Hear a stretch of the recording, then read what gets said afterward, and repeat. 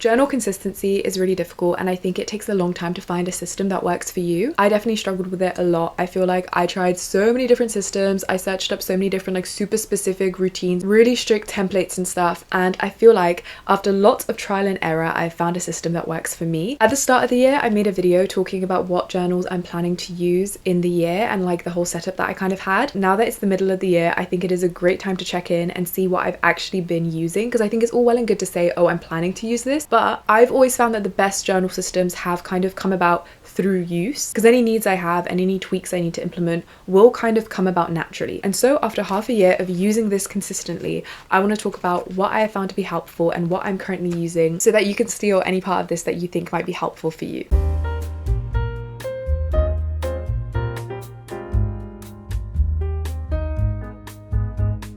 So when I say that I use journaling to plan my whole life, I mean literally like every aspect of my life. I've split that up into like my personal self-development kind of journaling, so more like I guess like a traditional diary, my work journaling, my daily planning, and also my studying. I'm not going to talk about my studying in this video just because I feel like I have so much to say about that could be a whole separate video on its own. So today I'm only going to focus on my personal development journaling, my work journaling that I think could be implemented for anything to do with like work, general studying, or like any hobbies or anything, and my daily planning. Let's start with personal development. I'm a big believer in journaling for personal development, but obviously everyone has different needs and the way that looks is very different for different people. I, for a long time, kind of like disagreed with, I guess, like the narrative around journaling that I saw online, because of the fact that I think it really impacted the extent to which I was able to engage with journaling when I was younger, before I kind of developed my own system. So a lot of the stuff I saw online was extremely pretty. It would be like how to journal in order to create this beautiful record that you could look back on. And I found that very frustrating because it felt a bit more like a chore, if anything, especially if I had like a really busy day. I didn't have time to like fill in all these questions that I set to have to fill in every single day. I also just like didn't really get along with the more aestheticized journaling because I am just naturally quite messy, and I just don't really think my brain works that way. So I have for very long on here been a very, very big advocate for messy journaling. So that is journaling that serves primarily a functional purpose rather than an aesthetic purpose or a kind of record that you can look back on. I don't have any rules with my journaling. I just kind of do whatever feels natural and useful in the moment for whatever purpose I kind of need in the moment. So for example, if I need to emotionally process something, I might draw, I might write in a more kind of like poetic way. If I'm actually confused about something and I want to make sense about how I'm feeling, I want to like actually intellectualize the way I'm feeling, I then might write a bit more traditionally, like actually like sentences and more like linearly, I guess. Or I might do like a flow chart. I also will like stop sentences midway. And another thing is I don't ever really read back my journals. I just don't really feel like that is particularly helpful. Like sometimes I might like peek back. I don't know, maybe if I open it on a page accidentally and I'm like, oh, this actually looks quite interesting. What was I going through at this point? Especially because I've got a lot of quite silly pictures in it. Like it is quite funny sometimes to look back, but I don't have like, I feel like some people say like, oh, I've got these journals from 10 years ago and I've written what I was up to that day and I look back, and I think that sounds really beautiful, but I just don't have the effort and I don't have the discipline to be able to sit down and actually do that. And like fair play if you do, but for me I think that was a huge roadblock with journaling, where I thought that you had to make this really beautiful presentable record almost, and I'm just kind of unable to do that. So at the start of the year, when I was talking about what I want to do for my personal development journaling, I wanted to stick with one of my favorite notebooks that I have been using and repurchased quite a few times. This is the Midori MD notebook. I love this notebook so much because it lies completely flat, which is super helpful if you want to write comfortably, but also the actual paper is super fountain pen friendly, and I use a lot of fountain pens, so if you use Renier inks or stuff like that, this paper is really, really good. I like the size as well. This is in the A6. If you look back on any of my old journaling videos, I've got this one in nearly all of them, and I almost always show me putting it in my back pocket. Like this literally fits in jeans back pockets, women's jeans back pockets, by the way. Nothing fits in women's jeans back pockets, but this does, so I can really like throw it around me everywhere. It is very light, it doesn't take up a lot of space, especially because like I said, I journal when I need it in the moment rather than having like a set disciplined, like every evening I journal 3 pages or something like that. I often will suddenly just have the urge to write, and in the past when I didn't have this, I would like write in the back of my books. I would write like on random scraps of paper, obviously assuming like I had a pen or a pencil, but usually if I have a book with me I have a pencil as well to like annotate. I really would write on anything that I could find, so it is really good to have this. At the start of the year I said that this was going to be my only kind of like personal development journal kind of thing, but I do have a little update, and that is that I was wrong about beautiful journaling, and I have a whole nother separate personal development journal that is more aestheticized and beautiful and purposeful and more, I guess, like traditional journaling. I love this so much, guys. I found this really, really helpful. I still use this, and I definitely use this a lot more because, like I said, with my brain and my routine and the way that I interact with journaling, this makes the most sense to me. Like, this kind of type of journal has just come about naturally through having random notebooks that I've ended up using in this way, and I realized, oh, this basically is like a diary, right? Like, this is how I naturally use diaries. But and this is not an ad, this is not an ad, this is not a sponsored video, but a while back I did have a Skillshare sponsorship, and I used one of their classes, which was about like prettier, more intentional journaling. So in here, I'm not going to show some pages because like they are kind of ugly, but I will do more like actual prompt journaling. Like, I will find a prompt that I think is really helpful, and I will write like longhand, I don't know if that's the word, but like no like short, like I don't know, in there I will write in like literally code sometimes. Like, I'm really just like writing for the sake of writing, whereas in this I'm actually trying to engage with a prompt or trying to engage with something in a bit more of an intentional way. So I will respond to prompts in here. I'll also make vision boards. So for example, this is one that I made for July. It's definitely not the prettiest thing in the world. I really am like not a very creative person, which is I think another reason why I've always shied away from this kind of journaling, because I just don't think this comes that naturally to me. But this was really, really fun. I think because I'm a very sensory person, I really get a benefit from this from a colors, patterns, shapes, like that kind of perspective. And I think this was really nice to kind of really sit and think about what I want from the month, what it is that I value, what it is that I prioritize, in a way that I feel like I can then use to reflect on in here. This is a good way to pull stuff out of me that is already simmering on the surface, but I feel like this is really interesting to kind of realize things about myself that like I might not have come about in this other way, because obviously they're both such different ways of engaging with your thoughts. A little bit of like a sidetrack, but that is actually why I used to, and I still sometimes do, but not as often as I used to. I used to really, really like typewriting diary entries sometimes, because I find that the way that you engage with your thoughts, like the medium through which you, I guess, spill them out, changes the kind of like, not answers, but I guess like it changes what it is that I then get out of it. So for example, this kind of journaling I find is very fluid. I have so much space where I can play around and I write flowcharts and I draw and I have no limitations, and so the way that my thoughts are expressed are very different. But the thing is, a typewriter is limited in a different way. Oh my god, they're low-key quite annoying to use because I'm so used to the backspace button. There is no backspace button. You have to be a lot more careful about what you're saying, and you have to kind of think about the end of your sentence before you start. And because of that, because you're so confined to this very linear way of expressing your thoughts and feelings, I find that I get something different out of it. It is also a lot more tactile because you're actually like smacking the keys and stuff. It's very mechanical. The sounds are a lot more intense, and I feel like that brings something very different out of me. And I've definitely found that to be the case with the kind of more sticking and pasting and finding, like for example, for the other journal entries I've done that have been like actually like just writing, responding to prompts, I've then put stickers in after, or I've put stamps and stuff. Like, I've just made them a lot more pretty than I normally would, and because of that I'm engaging with it in a different way, and I found it's brought something else out of me. So that is, I guess, like the update to that. I have still been using my messy journal, and I think I will like for a very long time. This is like my third one of these, I can't remember, but I've definitely like gone through a few of them, and I'm nearly at the end of this one, so I'm gonna have to repurchase soon. I love the Midori MD so much. This is also a Midori MD notebook, but this is in the size B6, so it is a little bit bigger. But yeah, I'm very excited to keep using this because I found it to be very helpful in a different way, and that is my kind of like slight change from what I said I was going to do at the start of the year. Next, I want to talk about my work journal, and that is because I think the planner is the kind of like most detailed, not most important, but I think like if I had to keep one of these things, it would be the planner. Like, the planner is the thing that I use every single day, and I really feel like is the skeleton of my day and is really important. But there is so much detail with that I kind of want to talk about that last, because there is just so much to get into. So next, I want to talk about the work part.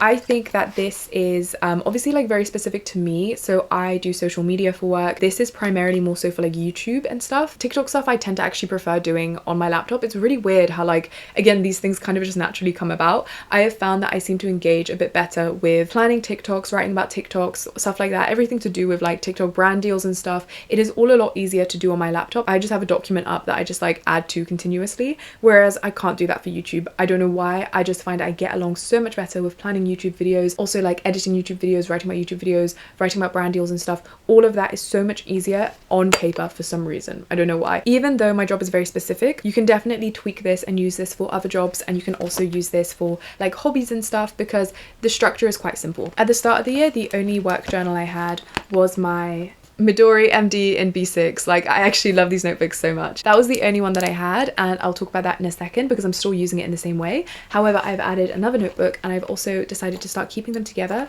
in my Paper Republic, which I have stickers on. I've got actually most of the stickers that I've shown, like even in my like July vision board and stuff, they're almost all from the John Darien sticker book, which I love so much. I've got a beautiful ladybug here. I really love how this looks, and I've got these paintings here. I've also got this really beautiful journal charm from July Rose Jewelry. I really like this because it keeps these two books together, especially because often I need to refer back to one or the other when I am using the other. At the start of the year, the only one of these notebooks that I mentioned was the Midori MD notebook. This is my messy work journal. Guys, I just love like messy journaling. I honestly love not having a system. I've just clearly not been disciplined enough for most of my life to actually have a journal with rules. This is like the same thing basically in work form. This is actually nearly finished. I really love the sticker at the front. I started this in September 2025, but before that I had another notebook that I used in the exact same way. This I just use as paper. Like literally anything that I need to do in regards to work goes in here. Because I primarily use this for YouTube, this ends up being like planning YouTube videos, planning future YouTube videos, podcast ideas, and like kind of like rough scripts. While I'm editing, if I need to like, for example, remember to put something in the description, or I need to go back and edit something later,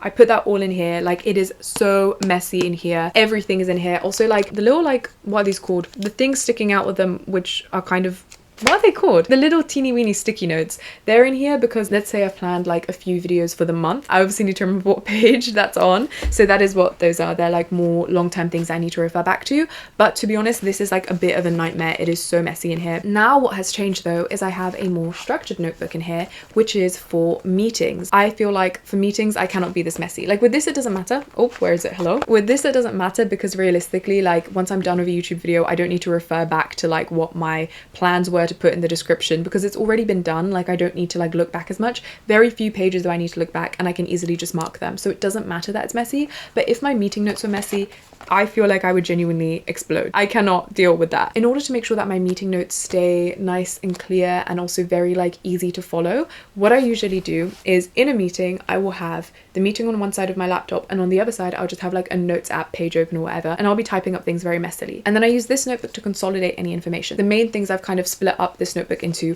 are questions I had before the meeting, which then I can put like the answers to in, then just like a general thing with information from the meeting. And then I have a kind of like next step section, which are things that I need to look for or like do, or just like, I don't know, like follow up on. I find this great because usually my meeting notes are very messy. A lot of things are spoken about, in different orders. Something might suddenly be remembered at the end of the meeting that is actually linked to something at the beginning. And I feel like those notes are quite hard to follow. This way, once the meeting is done and I've had a moment to kind of like digest everything, I'm able to put literally the answers to my questions so I know what the answers to the questions were and I can easily refer back to them. Then I have the general kind of like gist of the meeting, but in a way that is more like logically easy for me to follow and a bit more concise as well. And that way it's just like easier to kind of like understand what happened rather than just like notes that are like all over the place. And I find the next step section very useful because often in a meeting it will be like here and there thrown like, oh, also like look out for this, oh, also like don't forget to check on this, oh, also can you do this? And that way I just have it all in one thing, like these are all the things I need to do. And I find that a lot easier for me to like understand and then like I guess follow up on. I find it a lot less likely that I'm going to forget something or accidentally lose an important piece of information if it's laid out in this way.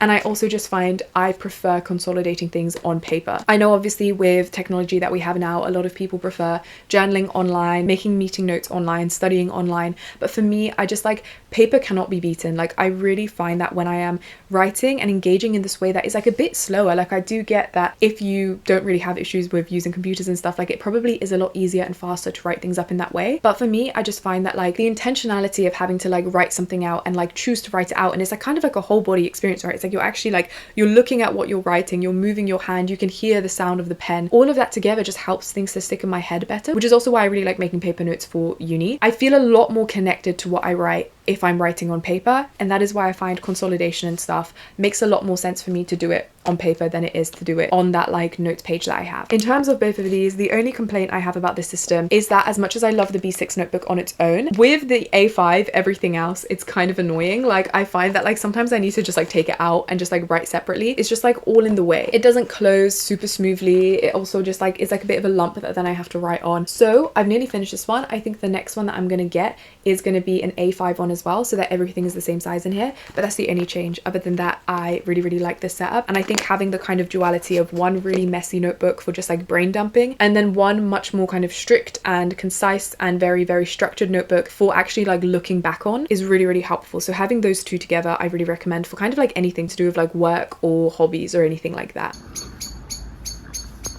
And last of all is the meat of this video. It is the skeleton of my whole routine. It is my daily planner, which, oh, is that the right way? Yes. This is the same planner that I said I was going to use at the start of the year. With how expensive this was, it would be madness if I switched to a different planner, but I feel like it was money well spent. With expensive planners also, I want to quickly add a bit of a disclaimer. I did not use expensive planners for very, very long. I've been using daily planning for years now, and I genuinely would just do it in random notebooks. And also my system has stayed the same since then. So that is the system that I'm going to explain briefly. I have a system that I feel works very well for me, and what I like about it is that it is very versatile, and because of that, like on any kind of like plain notebook, I've been able to do it. I just really like this because it has a lot of extra stuff, and it's also laid out in a way that it kind of like has a lot of things already made for me that I then don't have to make. Like a lot of how the day is organized in this is how I would have to draw out my day in a diary every single day. Also, it's got like a lot of monthly pages and a lot of other pages that basically I would normally have to make or like just have in like loads of different notebooks, and it would just get a bit confusing. So I feel like this has been incredibly helpful, but I am not saying you need to, I can't remember how much this was because I bought it pre-order. I'm not saying you have to like shell out so much money and get this exact notebook. Before, the system that I'm going to explain, I would do in just like random notebooks I had lying around the house. So just know you don't have to have an expensive planner. So the most important part of this is of course the daily planning side. How I like to plan my days, especially,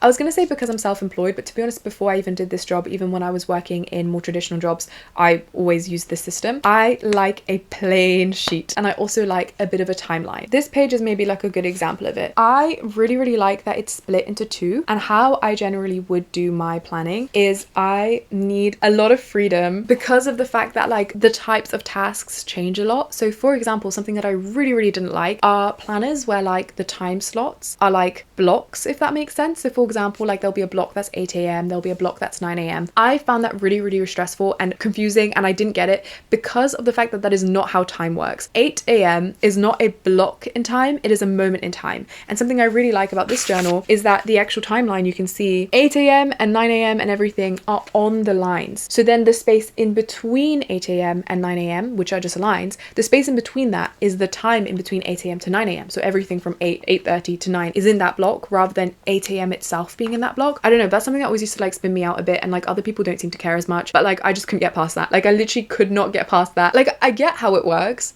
but I would always get a bit annoyed whenever I'd see it. So I just wasn't able to engage with a journal that had the time split up that way. The other thing that I like as well is having the space to then put like to-do lists as well, because obviously some tasks are not time sensitive. Sometimes I just have like a list of things that I need to do in the day, but I don't want to hold myself to a time, because when I used to use like strict time, like okay, 8 a.m I have to do this, 9 a.m I have to do my laundry, 10 a.m I have to do this. If I would forget to do one of those things in the allotted time, I'd be like, okay, well the whole day's done. Like there's no point to do anything anymore because the whole day is ruined. But also then only doing to-do lists was stressful because sometimes I would have things that are time sensitive. What do I do if I like have a to-do list and I can't remember what time to do certain things? Basically, that's why I really like the split down the middle, and also the freedom to put the time if I want to do it, or to put to-do lists if I have a to-do list, or to put flowcharts if I don't have anything that is time sensitive, but I do have tasks that need to be kind of done one after the other. Like if I have a task that is dependent on another task being first, I will just draw an arrow down and I will literally make a flowchart. So basically, I just need a lot of freedom in my journals to have the space to implement all of those things. For example, here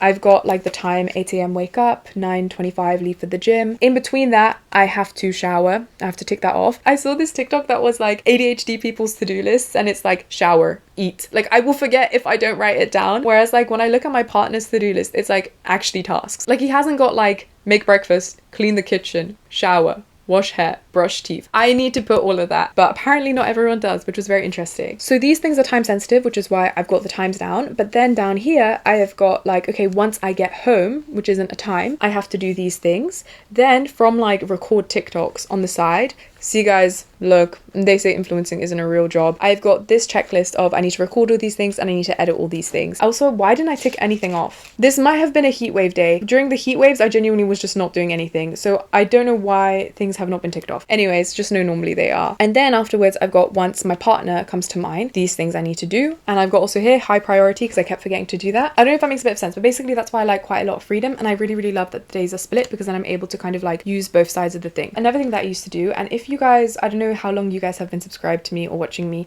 but I used to use a Filofax, and when I used to have that, what I would do was I would have the daily plans, but what I found stressful was that like my day does not exist in isolation from the rest of the week. I would have a separate piece of paper where I would write on one side my weekly like actual commitments, and then on another side a to-do list of all the things I generally want to do in that week, and I would move it around with a paper clip to be on the opposite side of whatever day I was using, if that makes sense, so that I always saw my daily plan and also my weekly plan. I don't feel the need to do that with this notebook because it has this very, very large and detailed monthly sheet, and also it's got 2 ribbons. So basically every evening when I'm writing out my next daily plan, because I write it in the evening for the next day, I will consult my monthly page first so that I know anything I need to like keep in mind when I'm planning my day. In here, obviously this is my monthly plan. I keep so much information in here, people's birthdays, any like commitments I have. Also, I track my periods, like, I don't know what's the word, like just by myself, like I don't have a tracking app or anything. And I find it's really, really helpful to write the day that I think I might be due. And I also take these specific supplements that really, really help me with my pain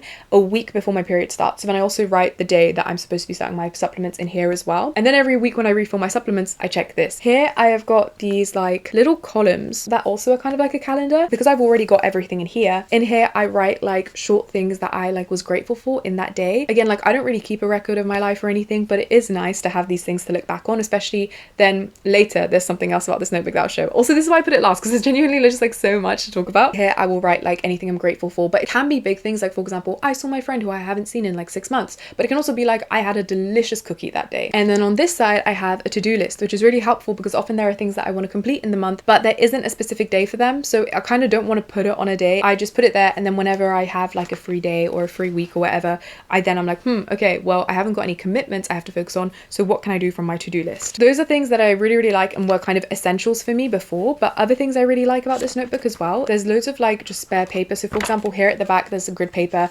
and in one of these kind of grid sheets I actually keep track of my periods, and I keep track of how long they've been, so that if for example my cycle changes massively, I know that for when I'm counting when my next period is. There's also lots of really cool lists. So there's like 100 wishes list, which basically they kind of were like things I want to complete in the year, and I also made like a bingo using a bunch of them. Then I also have 2 free lists where I'm keeping track of books that I've read and films that I've read, and I'm also rating them. There's a bunch of different lists like that. And then at the start of every month there are these monthly reflection pages, which I've been using as well. At the start of every month, there's monthly goals / themes, where I basically just fill in things I want to keep in mind for the month, which is really nice because I think time goes by so fast, and it's really, really nice to kind of be forced to stop, pause, and reflect. Okay, where are you currently and where do you want to be? What do we want to focus on? And I think that's really, really nice. And then at the end of every month, I go back to the start and I fill in these. So what did I do that I kind of planned to? What did I not do? A month in a word, which I find really hard to do, but that's good because then I'm forced to reflect on the month. Then there's all these things about like, what did I achieve? Things that I've regretted, things that have made me happy, people I've met, places I've been to.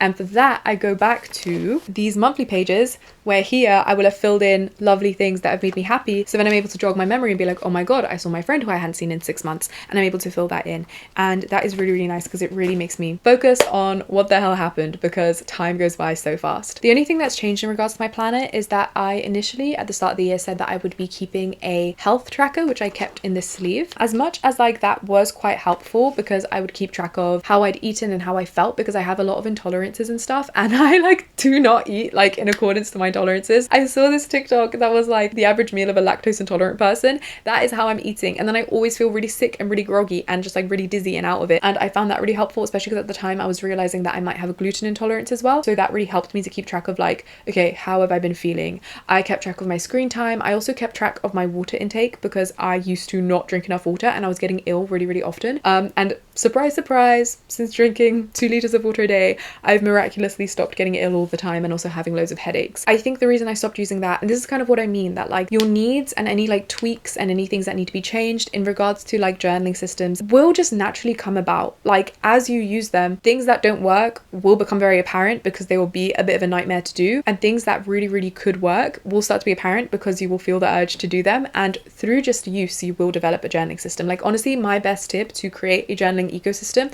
is just grab a few notebooks or one notebook and just start, and then like the things that you need to do will become apparent to you. And yeah, what became apparent to me was that I just couldn't be asked. Like that became apparent to me. I just really could not be asked to fill that in every single day, and so I stopped doing it, especially because like one thing that I had in there was my steps, but often I go on walks without my phone, so like I didn't actually know how many steps I'd done, and I wasn't keeping track of how much water I was drinking anymore because it became a habit that I drink just quite a lot of water now, and so like I wasn't counting, whereas I was at the beginning. The screen time thing became a bit frustrating as well because I started using my laptop a lot more, so I actually didn't know what my screen time was because I only keep track of my phone. So basically just kind of like didn't make sense, and also I just did not do it. I really could not be bothered to do it. I've just stopped doing it. I don't use that anymore, which is like, yeah, I don't know, it's like not really made a difference, which is proof that there was no really need to have that. I think like it was really useful when I wasn't drinking enough water and stuff like that, and now that that's not a problem, that's not really a need I have. Anyway, so that is what I'm doing in regards to my planner. This is the Kokuyo Jibun Techo in the size A5. My boyfriend has the B6, I think it's the B6, and I think next year I'm probably gonna get his size. I think it's cheaper, and also I actually don't need as much space as I have because I'm very rarely filling up all the space in here. Anyways, that is